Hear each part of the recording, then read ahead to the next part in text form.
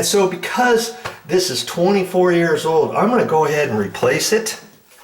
But I want you to catch something. If yours, let's say your water fill valve looks like this one, and your toilet and your water fill valve is only, let's say, 3 or 4 years old, well, you could repair it. Or you could clean it out and adjust it. And I'll talk about that next. Now here we've got an adjustable toilet fill valve, and this one is a Fluid Master, and it's called a universal toilet fill valve. Okay, this one looks exactly like that one. All right, and so what you can do if this ever plugs up, let's say it's running and running and running, you've tried to make the adjustments and you're not quite sure what's going on. I mean, you could take the whole thing out, replace it with this. Okay, this one here, a brand new one, costs about $9, you know, but you might be able to get something like this. Now see, that's a little gasket there. It's kind of hard to see it, huh? And it says toilet fill valve seal for 200 series, 400 and 747 models. And that's just for the Fluid Master. Okay, so this little top, let's say yours is bad. You can adjust this. You can take this top off. Okay, and and it'll give you directions. It'll give you directions on the back how to do that. And you can replace this little gasket up at the top, but lots of times you don't even have to do that. The existing gasket, if the existing gasket is fine, it might just be clogged up. It might have 3 little bits of sand nodules in there that is preventing this from stopping when the water fills up. Okay, and so you could pop this top off, and you might find all you have to do is brush that out, clean it out. You might not even have to take it out. If you had to take it out, you could use a little screwdriver and kind of wedge it up there and rinse this out. You might see some little goodies in there that you need to take out, and then you put it all back together and it might work fine. And that might be the only thing that you have to do. And lots of times what happens is when you turn the water off to your whole house, let's say, or let's say you just replace your toilet and you turn your water valve off on the wall and you replace your toilet and you're so proud of yourself and you reinstalled a new toilet and you hooked it all up, and son of a gun, this new toilet fill valve that you had with your brand new toilet was clogged up. Or you went to the store to get a new one of these and you took the old one out, you put a brand new one in, just like this one, and you got it all adjusted and everything. You turn the water back on and somehow it's not working properly. Well, you know what could possibly have caused that? Well, when you turn the water back onto your system, it could loosen up any little bits of stuff inside your existing copper pipe or your copper lines, down underneath the house, inside the wall, whatever, and that stuff could be shooting up and already clogging your brand new fill valve. And what it says when you install a new fill valve, it tells you to pop the top off and put a cup over it, turn the water on, and let it run just for a few seconds, and that'll flush out anything that possibly could have loosened up.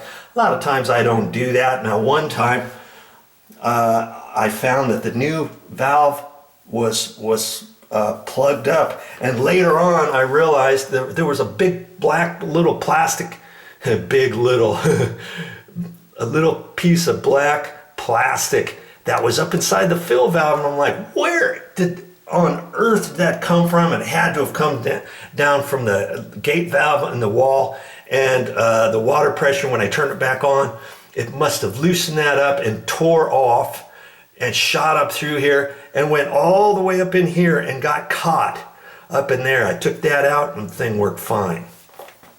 Okay, so there's ways to do that. Now on this one, I'm deciding not to do any of that because this is 24 years old. Do I really want to clear this out and have other issues down the road when I'm not visiting mother over at mother's house and have somebody flush the toilet and have it run and they walked out of the room and this thing runs for 3 hours with it just draining, wasting all that valuable, precious, clean, renewable water in my toilet. Nothing doing. I don't want to do that. So because of that reason, and for that reason only, I'm going to go ahead and replace this rather than trying to go through all the process and thoughts about what could possibly be wrong with this. It's probably something up in here. I could probably replace it with this. So, you know, if the old one is not plugged up, I could actually take the old one out, clean it out, put a little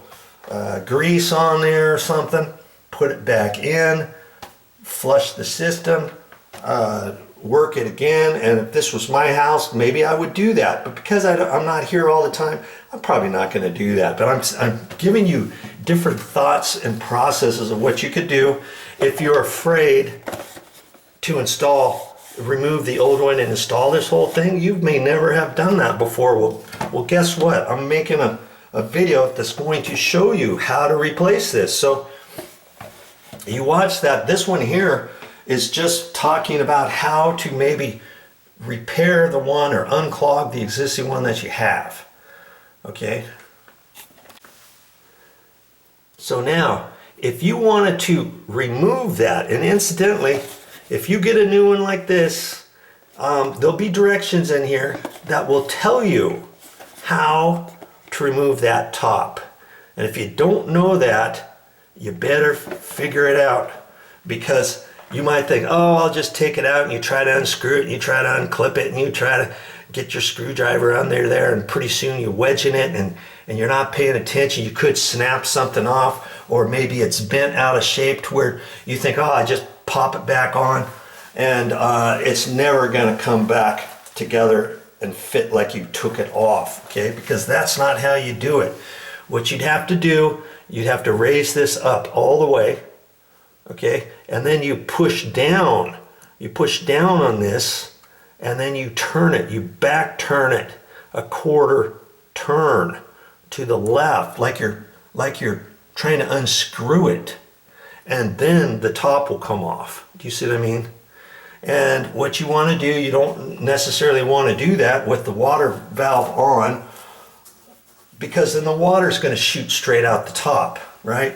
You'd have to turn the water off first, and then you could do that. And then to take it back, put it back on, you have to do the same thing, because when you don't have any water on it, this arm is going to be facing down. You can't just push down on this and try to turn it, back turn it an eighth of an inch turn without manually lifting this up with one hand, pushing down.